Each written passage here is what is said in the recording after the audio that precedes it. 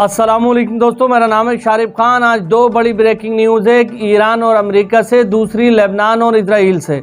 अब तक आप लोगों को ये पता लग गया होगा कि पाकिस्तान के प्रधानमंत्री शहबाज शरीफ ने और अमेरिका के राष्ट्रपति डोनाल्ड ट्रंप ने यह ऐलान कर दिया है कि ईरान के साथ में समझौते की डील पर साइन हो चुका है। दोनों देशों की मिलिट्री पीछे हट रही है और ये जंग परमानेंट तरीके से रुक चुकी है। लेकिन इजराइल को कहते हैं ना कि इजराइल को शांति की बात पसंद नहीं आती।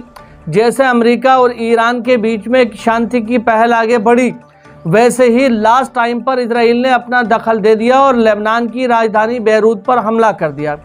जैसे ही इजराइल ने लेबनान की राजधानी बैरूत पर हमला किया, ईरान ने तुरंत प्रभाव से इजराइल पर हमला करने के आदेश दे दिए। अब अमेरिका के राष्ट्रपति डोनाल्ड ट्रंप ने ईरान को एक पेशकश की है जिसमें कहा गया है कि हम तुम्हें $12 बिलियन देंगे अगर तुम इजराइल पर हमला नहीं करते हो। तो ईरान ने अमेरिका के इस प्रपोजल को ठुकरा दिया और ये कहा है कि बैरूत पर किया गया हमले का जवाब ईरान ज़रूर देगा। ईरान ने अभी तक लेबनान को किसी भी मोर्चे पर, किसी भी मोड़ पर अकेला नहीं छोड़ा है, लिहाजा इजराइल ने जो हिमाकत की है इसका जवाब दिया जाएगा। यहाँ साइड में आप खबर देख सकते हैं, ईरानी न्यूज एजेंसी इरना और करंट रिपोर्ट ने इसको छापते हुए बताया है कि जल्द ही ईरान की तरफ से इजराइल पर हमला किया जा सकता है और इजराइल के अंदर एयर डिफेंस सिस्टम बड़ी तादाद में तैनात किए जा रहे हैं। लगातार इजराइल की तरफ से ये कोशिश हो रही है कि किसी भी तरीके से ईरान और अमेरिका का समझौता टूट जाए और फिर से ईरान और अमेरिका युद्ध में उतर जाए। लेकिन अमेरिकी राष्ट्रपति डोनाल्ड ट्रंप ने कहा है कि अब अमेरिका ईरान के साथ जंग में नहीं उतरेगा, लिहाजा इजराइल अगर कोई हिमाकत करता है तो इजराइल को उससे खुद ही निपटना पड़ेगा। कुछ तस्वीरें मैं आपको दिखा रहा हूँ, इस समय आप अपनी स्क्रीन पर देख सकते हैं कि कितनी बड़ी संख्या में लोगों को प्रभावित किया है, फ्लाइट्स को और तमाम चीज़ों को। ईरान ने ये निर्देश दिए हैं कि सभी फ्लाइट्स को परमानेंट तरीके से कुछ समय के लिए रोका जाएगा और ईरान के आसमान में कोई भी जहाज़ आवन जावन नहीं करेगा, क्योंकि किसी भी समय ईरान की तरफ से इजराइल पर लॉन्च हो सकता है।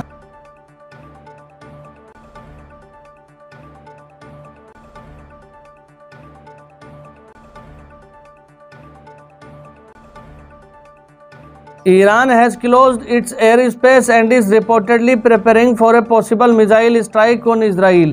इजराइल चाहता ही नहीं है कि युद्ध रुके, इजराइल चाहता नहीं है कि शांति बहाल हो, लेकिन फिलहाल ऐलान कर दिया गया है। अमेरिका ने कहा है कि ईरान के साथ में अब अमेरिका जंग में और नहीं रहेगा। मिलिट्री जो ईरान के आसपास नावल ब्लॉकेज किए हुए थी वो पीछे हट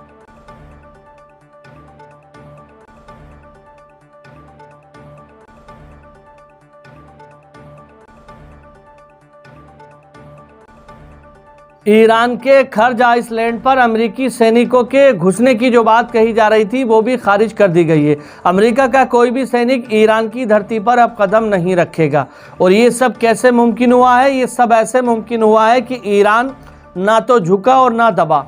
बार बार ईरान की चारों तरफ से घेराबंदी की गई, ईरान के अंदर हमले किए गए, लेकिन ईरान ने दो ढूक कहा कि हम अपनी संप्रभुता की रक्षा करेंगे, हमारा जो अधिकार है हम अपने अधिकार को लेकर रहेंगे, हमारा जो पैसा, हमें अपना पैसा चाहिए और पूरी दुनिया के अंदर हमारा व्यापार चलता रहेगा।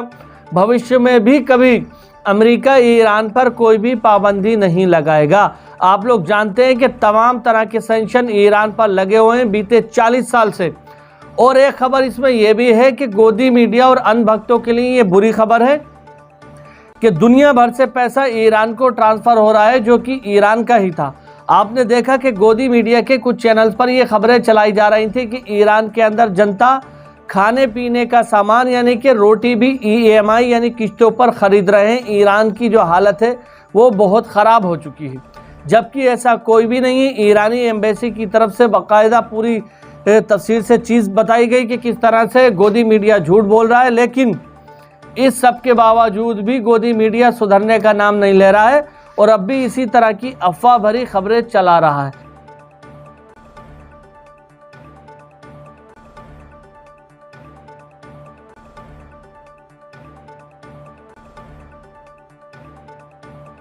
$26 बिलियन से ज़्यादा पैसा ईरान पहुंच चुका है और लगातार ट्रांसफ़र किया जा रहा है। तो अमेरिका को ईरान की बात मानना पड़ी, सारी शर्तों को मान लिया गया है और अब सीज फायर की परमानेंट हो चुकी है। हालांकि इस डील पर लेबनान शामिल है। ईरान ने कि अगर लेबनान पर हमला होता है, ये माना गया कि इन पर हमला हुआ है और जंग शुरू हो जाएगी। इसराइल ने इस बात को